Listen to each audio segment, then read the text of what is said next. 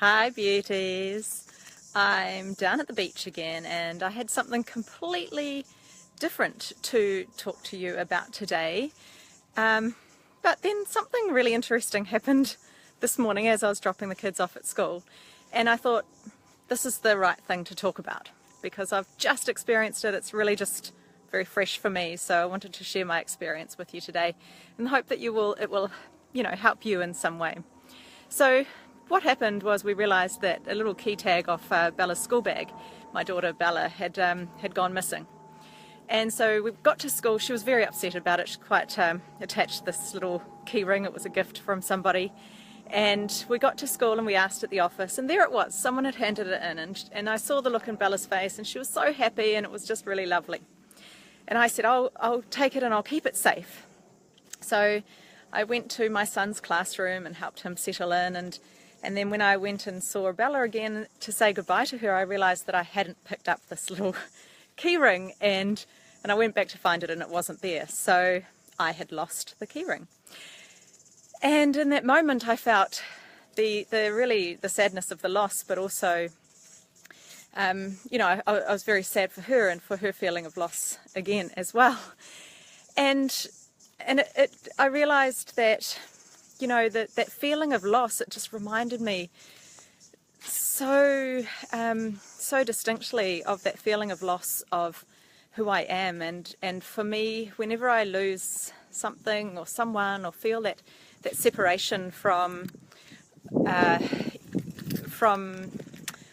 something that's I sort of have deemed as special, there is that feeling of separation, and it's that same feeling as the pain of separation when we've separated from who we truly are. So just get back out of that bright sunshine that's dazzling you all again.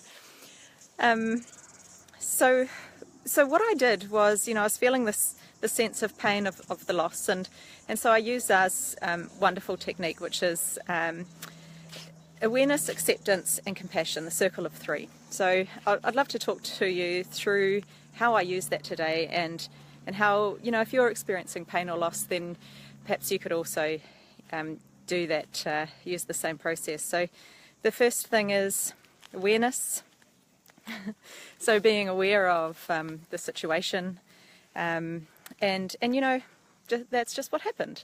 And I've just taken myself through this process. So, I was just aware of what happened without going into any kind of judgment, but I was also aware of my feelings and the experience and the curiosity as to how this loss just happened again so fast, just like that. And then acceptance. And so it's acceptance of the feelings that I felt throughout the experience,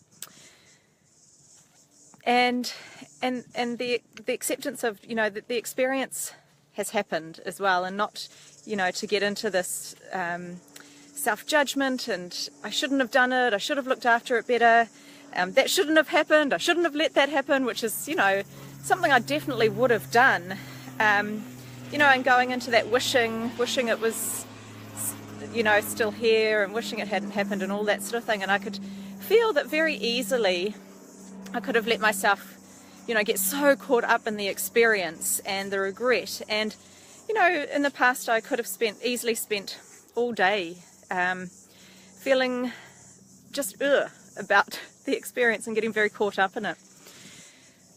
And then the compassion piece, and so I've really just been sitting with myself, allowing my reconnection to my space of love and the love of the earth and the beauty that's all around me, and just really allowing myself that return. And I can still feel these lingering feelings of regret and sadness for perhaps how Bella might feel when she realizes that I lost it again, or maybe it will be found. Who knows how it's going to end up. But as I was walking down to the beach, I saw a tree, and I'll take a photo of it on my way back up again. And the tree had it's a purtikawa tree, which is a beautiful New Zealand native tree, and they grow all along the beaches. In fact, you can see a beautiful big one up behind me here.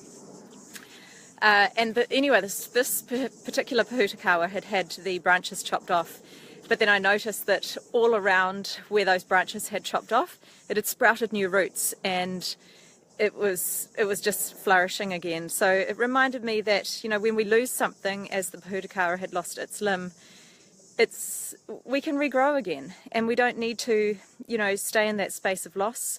We can grow our light and our beauty again, and reflourish. And the earth is always finding ways, I think, to grow and flourish and continue on its beauty, even through all of the losses it experiences, particularly through human actions. So I hope that sharing my experience has allowed you, perhaps in times that you feel loss or pain or separation from something outside of you, or even something within you where you're feeling that real pain of the separation of not being able to connect deeply with your light.